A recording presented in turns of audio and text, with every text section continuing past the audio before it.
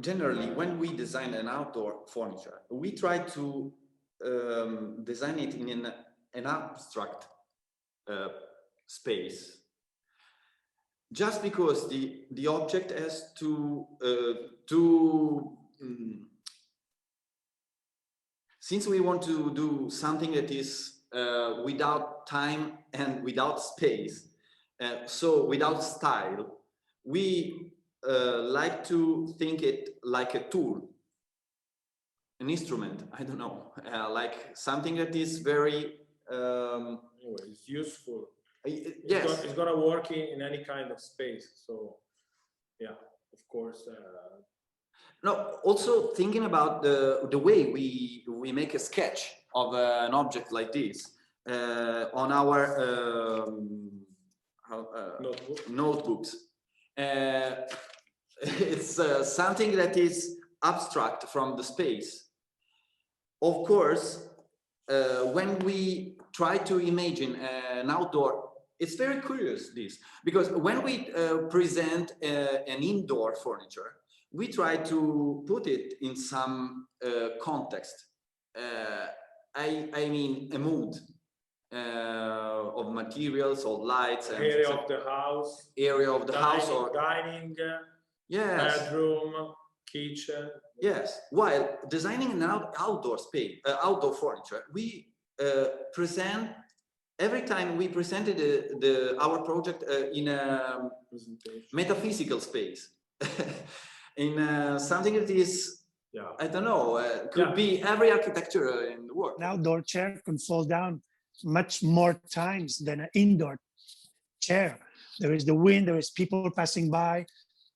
When it's indoor, there is one user almost for the product. You light your lamp every day in your way. So the relation is you and your product.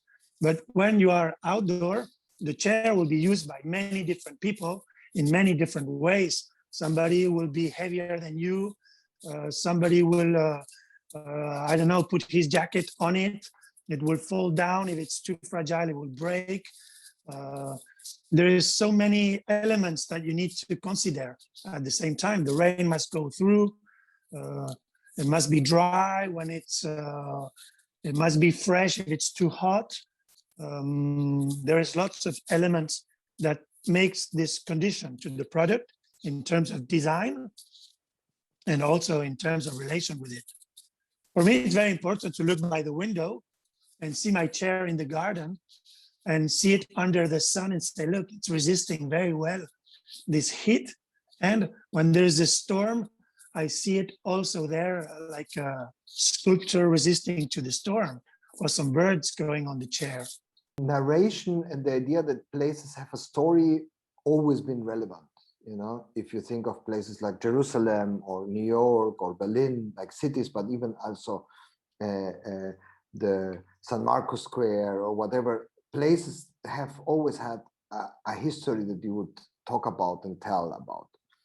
And it helps places to have an identity if they have a story. I mean, also we as humans develop a story of our own and call it our biography. I mean, I think that the difference now is that the velocity in which we develop and wish to have things and places develop doesn't allow us to let this narrative happen, let's say, accidentally, or giving it time to grow. So that the difference, I think, today is that as designer, I have to develop the narrative as much as we have to develop, let's say, the form of a place. Okay. And I think that's very, very relevant. So that, and obviously this narrative has to somehow be invented and come from the designer, but also obviously it has to be rooted in some kind of background or on site that has a contextual momentum. Otherwise it's not believable, let's say. And in the project, however, that we did in Copenhagen, the Superkiller project has this this very, very strong narrative, and the narrative was developed alongside the design, let's say, and was coherent to the design.